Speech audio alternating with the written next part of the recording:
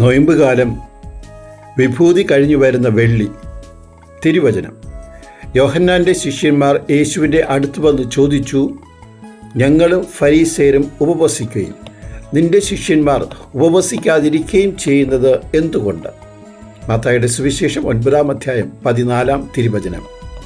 ഇന്നത്തെ സുവിശേഷത്തിൽ നാം കാണുന്നത് യോഹന്നാൻ്റെ ശിഷ്യന്മാർ യേശുവിനോട് ചോദ്യങ്ങൾ ചോദിക്കത്തക്ക രീതിയിൽ ആത്മീയമായി വളർന്ന ഒരു സമൂഹമായി, ഒരു രീതിയിൽ ആത്മീയമായ കാര്യങ്ങളിൽ പ്രതിബദ്ധതയുള്ളൊരു സമൂഹമായി മാറി എന്നുള്ളതാണ്.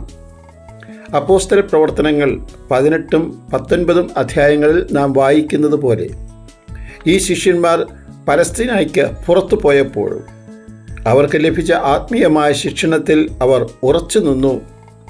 യേശുവിൻ്റെ സുവിശേഷം ശ്രവിക്കുവാൻ അവർക്ക് ഭാഗ്യം ലഭിച്ചപ്പോൾ ഇവർ പരിശുദ്ധാത്മാവിനെ സ്വീകരിക്കുകയും അപ്പൊള്ളയെ പോലുള്ളവർ ശക്തരായ വചനപ്രഘോഷകരായി മാറുകയും ചെയ്തു.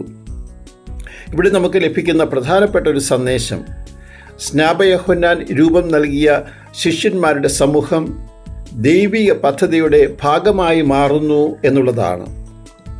ഇന്നത്തെ സുവിശേഷത്തിൻ്റെ വെളിച്ചത്തിൽ സഭയും നമ്മൾ ഓരോരുത്തരും ചോദ്യം ചെയ്യപ്പെടുമ്പോൾ അവയെല്ലാം ദൈവികമായ പദ്ധതിയുടെ ഭാഗമായി നാം സ്വീകരിക്കുമ്പോഴാണ് അവ നമ്മെ ഓരോരുത്തരെയും ശുദ്ധീകരിക്കുന്നത്.